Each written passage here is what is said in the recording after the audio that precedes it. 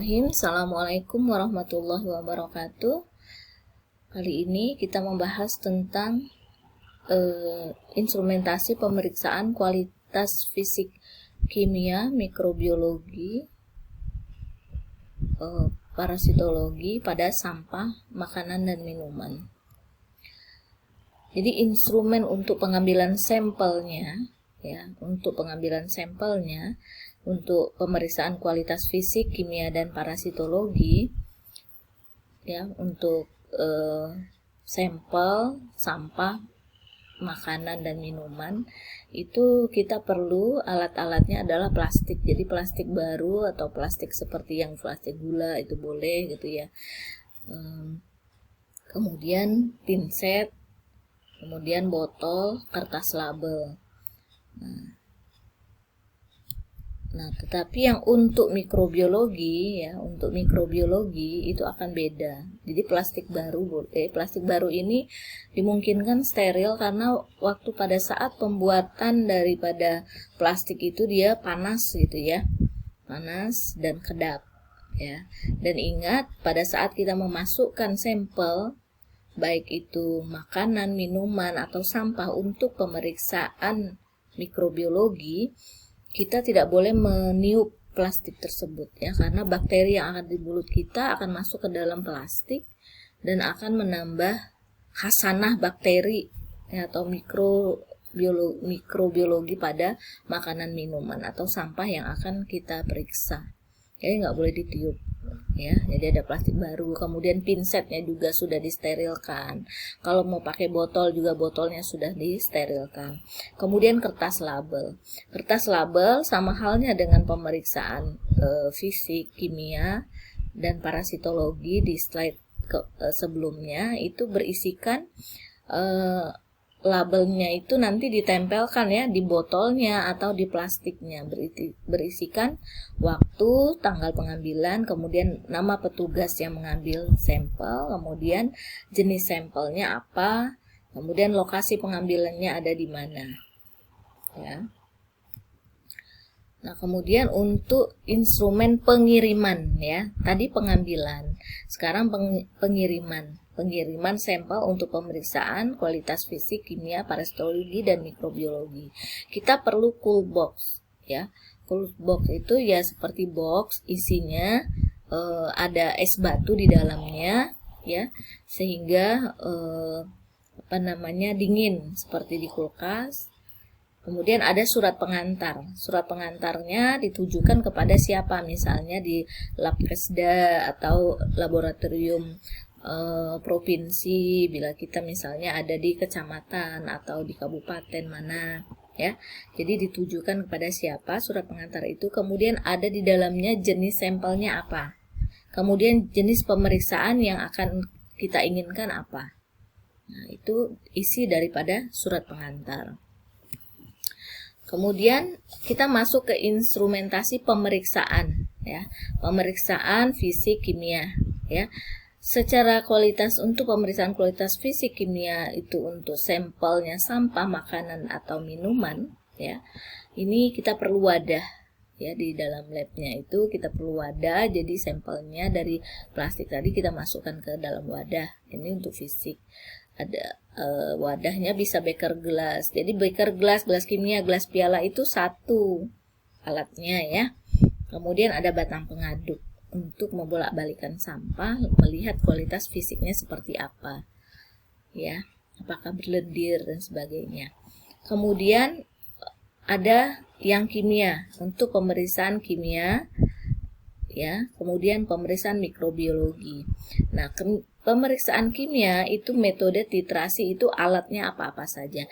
Nah, ini tugas kalian adalah ya, ini sebenarnya sudah dapat di pertemuan kita beberapa waktu yang lalu. Untuk pemeriksaan titrasi itu alatnya apa-apa saja, kemudian metode spektrofotometri itu alatnya apa-apa saja, kan sudah didapat. Makanya saya kasih tugas kalian tulis ya metode titrasi ya, metode titrasi itu alatnya apa-apa saja, berikut gambarnya.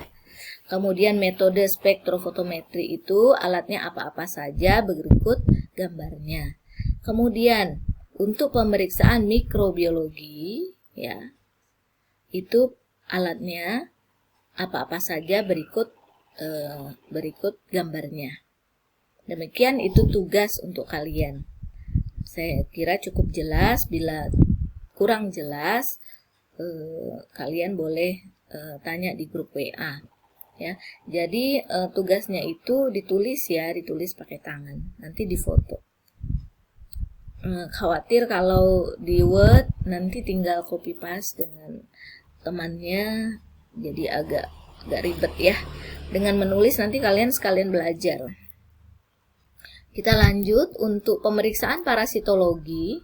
Kita perlu sendok tanduk ya. Sebenarnya sendok cuman terbuat dari tanduk. Kemudian batang pengaduk, beker gelas, tabung reaksi, sentrifuge, tabung sentrifuge. Nah, ini nanti kita bahas di slide berikutnya. Objek gelas, deglas, corong, kain kasa, rak tabung, Kanada balsem. Jadi Kanada balsem ini gunanya sebagai perekat antara deglas dan objek gelas, sekaligus sebagai pengawet. Ya, saya ulangi, Kanada balsem ini berguna untuk merekatkan deglas pada objek gelas, ya, objek gelas yang sudah ada bahan pemeriksaannya. Kemudian yang kedua untuk sebagai bahan pengawet dari preparat yang kita buat. Kemudian eosin 1%, kemudian yodium 1% ini adalah zat pewarna ya untuk pemeriksaan parasitologi pada sampel. Ini alat-alat yang ini semua sudah ya, cuman yang sentrifuge yang belum diperkenalkan. Nah, ini dia alat sentrifuge di lab. Modelnya seperti ini ya. Juga ada yang seperti ini, segi 4. Jadi ada tombol on off-nya, kemudian waktunya, kemudian ini kecepatannya, nanti RPM-nya ada keluar di sini. Ya. Kalau yang lebih sederhana ini ada tombol on off-nya, kemudian nanti kita putar kecepatannya. Berapa RPM-nya, rotasi per menitnya. Ya. Berapa putarannya di sini. Nah, ini kalau dibuka modelnya seperti ini ya. Modelnya seperti ini, dia berupa bolong-bolong untuk diisikan tabung. Nah, ini tabung sentrifuge. Tabung sentrifuge berbeda bentuknya dengan tabung reaksi ya. Tabung sentrifuge ada lancip di bawahnya ya. Ini untuk kenapa dia harus lancip? Ini untuk menampung daripada endapan. Ya, jadi yang diperiksa nanti secara parasitologi itu endapannya. Jadi ini air atau supernatannya di atas, nanti dibuang, sisa endapannya itulah yang diletakkan pada objek gelas. Nah, kemudian cara perawatan dari sentrifuge ini adalah setelah pemakaian ya, dielap di bagian sini.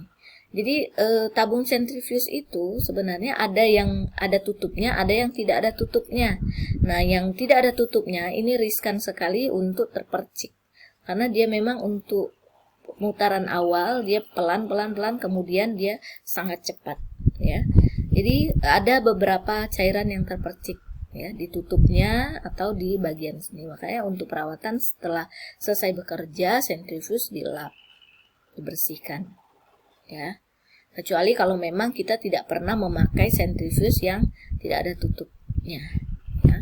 Kalau kita pakai sentrifuge yang ada tutupnya ya, ini sekali-sekali aja untuk menghilangkan debu mengelapnya.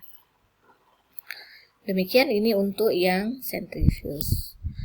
Oke, saya cukupkan alat-alat dan bahan untuk pemeriksaan fisik, kimia, parasitologi, dan mikrobiologi pada sampel sampah, makanan, dan minuman. Semoga kalian selalu sehat, selamat belajar, dan tolong tugasnya dimasukkan ke kelas tugas di Google Classroom. Terima kasih atas perhatiannya. Assalamualaikum warahmatullahi wabarakatuh.